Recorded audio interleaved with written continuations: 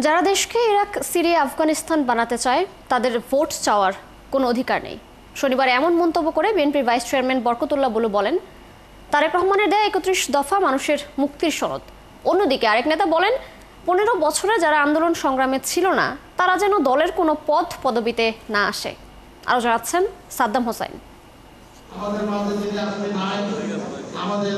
জুলাই শহীদদের স্মরণে আয়োজন করা হয় স্মরণসভা ও দোয়া অনুষ্ঠান। বৃহত্তর নোয়াখালী জনকল্যাণ ফোরামের এই অনুষ্ঠানে যোগ দেন বিএনপির শীর্ষ নেতারা। শহীদ পরিবার ও আহতরাও অনুষ্ঠানে অংশ নেন। জুলাইয়ের স্মৃতিচারণ করে এ সময় বিএনপির নেত্রী শামীমা বরকত লাকী জানান, আন্দোলনের সময় ডিবি পুলিশের নির্মম নির্যাতনে এখনও তার ছেলে লাঠিতে ভর দিয়ে হাঁটে। সামনে আছেন, তারপরে আমি হাঁটি পায়ে আর আমার সন্তান হাঁটে লাঠি দিলে কিছু বলতে চাই না। আল্লাহর কাছে তো বিচার পাবো, অবশ্যই পাবো। আমরা চাই আমাদের এই সন্তানেরা যেন বিচার করে, যারা রাস্তায় ছিলেন, যারা আন্দোলন করেছেন, যারা দেশের জন্য রক্ত দিয়েছেন, সেই সমস্ত সন্তানেরা তার বদলা নেবে।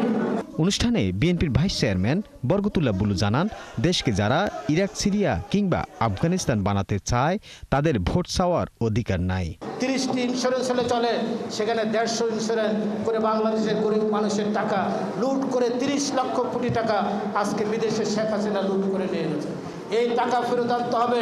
শেখ হাসিনা যে জুলাই মাসে 2000 মানুষকে গুলি করে হত্যা করেছে, শেখ হাসিনার বিচার হতে হবে। আর বিএনপির চেয়ারপারসনের উপদেষ্টা পরিষদের সদস্য ব্যারিস্টার মাহবুবউদ্দিন খোকন জানান, যারা 15 বছর দলের জন্য আন্দোলন সংগ্রামে ছিলেন না তারা যেন দলের পদ পদবিতে ঠাঁই না পায়। কিছু কিছু লোক তারা আন্দোলন সংগ্রামে ছিল না, আবার কেউ মাঝে মাঝে ছিল, মাঝে মাঝে ছিল না।